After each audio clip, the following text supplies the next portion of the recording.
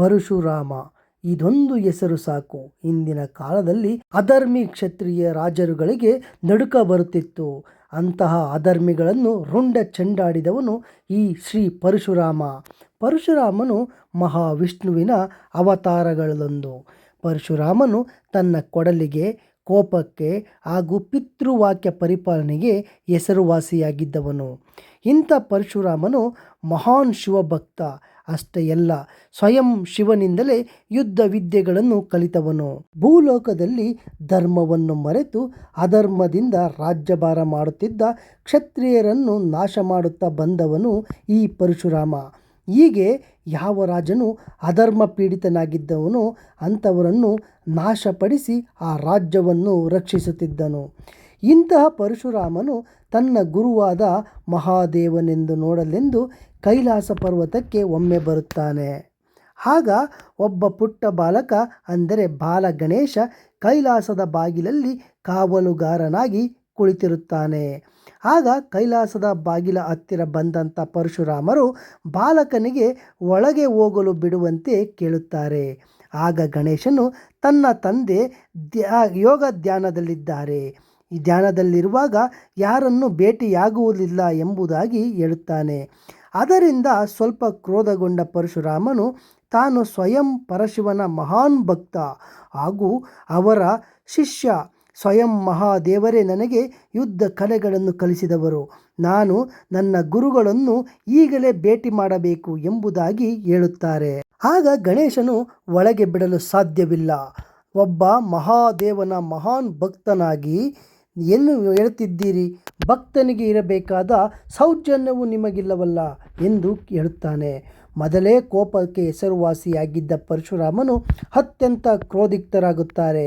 ಅಷ್ಟೇ ಅಲ್ಲದೆ ಬಾಲಕನನ್ನು ನಿಂದನೆಯಿಂದ ಅವರು ಖುದ್ದು ಹೋಗುತ್ತಾರೆ. ಪರಶುರಾಮನು, ಬಾಲಕ, ನಿನ್ನದು ಅತಿಯಾಯಿತು. ಮಾತಿನಲ್ಲಿ ಕೇಳದ ನಿನ್ನನ್ನು ಬಲದಿಂದ ಹಿಮ್ಮೆಟ್ಟಿಸಬೇಕಾಗುತ್ತದೆ ಎಂಬುದಾಗಿ ಎಚ್ಚರಿಕೆಯನ್ನು ನೀಡುತ್ತಾರೆ. ಆಗ ಗಣೇಶನು, ಮಹಾನ್ ಸನ್ಯಾಸಿಯೇ, ಒಮ್ಮೆ ಪ್ರಯತ್ನಿಸಿ ನೋಡಿ, ನನ್ನನ್ನು ಎದುರಿಸುವವರು ಅಥವಾ ಇಲ್ಲವೋ ಎಂಬುದಾಗಿ ಹೇಳುತ್ತಾನೆ. ಅಷ್ಟೇ ಅಲ್ಲದೆ ಯುದ್ಧಕ್ಕೆ ಪಂಥಾಹ್ವಾನವನ್ನು ನೀಡುತ್ತಾನೆ. ಮೊದಲೇ ಕೆರಳಿ ಕೆಂಡವಾಗಿದ್ದ ಪರಶುರಾಮರು ಅವನ ಮಾತುಗಳಿಂದ ಮತ್ತಷ್ಟು ಉಗ್ರಿತರಾಗುತ್ತಾರೆ. ನಂತರ ಗಣೇಶನೊಂದಿಗೆ ಯುದ್ಧಕ್ಕೆ ನಿಲ್ಲುತ್ತಾರೆ. ಸುಮಾರು ಸಮಯ ಅವರಿಬ್ಬರ ಯುದ್ಧ ನಡೆಯುತ್ತಲೇ ಇರುತ್ತದೆ. ಆದರೆ ಇಬ್ಬರು ಸಹ ಸೋಲುವುದಿಲ್ಲ. ಸರಿಸಮಾನವಾಗಿ ಯುದ್ಧವನ್ನು ಮಾಡುತ್ತಾರೆ. ಇದರಿಂದ ಖುದ್ದು ಹೋದ ಪರಶುರಾಮರು, ಇನ್ನು ಸಾಕು ಮಾಡು ಬಾಲಕ, ಇದು ಅತಿಯಾಯಿತು. ತುಂಬ ಕಾಲಹರಣ ಮಾಡಲು ಸಾಧ್ಯವಿಲ್ಲ. ಅಷ್ಟೇ ಅಲ್ಲದೆ ಇದನ್ನು ನಾನು ಈಗಲೇ ಕೊನೆಗೊಳಿಸುತ್ತೇನೆ ಎಂಬುದಾಗಿ ಹೇಳುತ್ತಾರೆ. ಹಾಗೆ ಹೇಳಿ ಸ್ವಯಂ ಮಹಾದೇವನಿಂದ ಪಡೆದಿದ್ದಂಥ ಕೊಡಲಿಯಿಂದ ಗಣೇಶನತ್ತ ಬೀಸುತ್ತಾರೆ. ಆ ಕೊಡಲಿಯು ಮಹಾದೇವನಿಂದ ಪಡೆದಿದ್ದರಿಂದ ಅದರ ಏಟು ಯಾರಿಂದಲೂ ತಪ್ಪಿಸಿಕೊಳ್ಳಲು ಸಾಧ್ಯವಿಲ್ಲ. ಆಗ ಗಣೇಶನು ಸಹ ಅದರಿಂದ ಹೊರತಾಗಿಲ್ಲ. ಆದ್ದರಿಂದ ಅವರ ಬೀಸಿದ ಕೊಡಲಿಗೆ ಏಟಿಗೆ ಗಣೇಶನ ಒಂದು ಕಡೆಯ ದಂತವು ಕತ್ತರಿಸಿ ತುಂಡಾಗಿ ನೆಲಕ್ಕುರುಳುತ್ತದೆ. ಆಗ ಗಣೇಶನು ತೀವ್ರ ನೋವಿನಿಂದ ಅಮ್ಮ ಎಂದು ಕೂಗುತ್ತಾನೆ.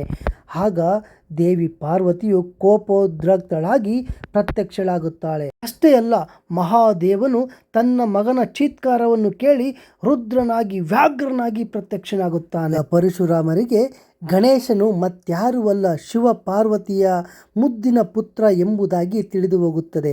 ಅಷ್ಟೇ ಅಲ್ಲದೆ ತನ್ನ ಕೈಯಿಂದಾದಂಥ ಮಹಾಘೋರ ಅಪರಾಧವನ್ನು ಮನ್ನಿಸುವಂತೆ ದೇವಿ ಪಾರ್ವತಿ ಹಾಗೂ ಗಣೇಶ ಮತ್ತು ಶಿವನಲ್ಲಿ ಬೇಡಿಕೊಳ್ಳುತ್ತಾನೆ ಹಾಗೂ ನಡೆದ ಘಟನೆ ಬಗ್ಗೆ ವಿವರಿಸುತ್ತಾನೆ.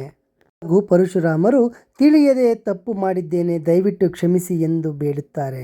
ಆಗ ಗಣೇಶ, ಪಾರ್ವತಿ ಹಾಗೂ ಶಿವನು ಅವನಿಗೆ ಆಶೀರ್ವದಿಸುತ್ತಾರೆ.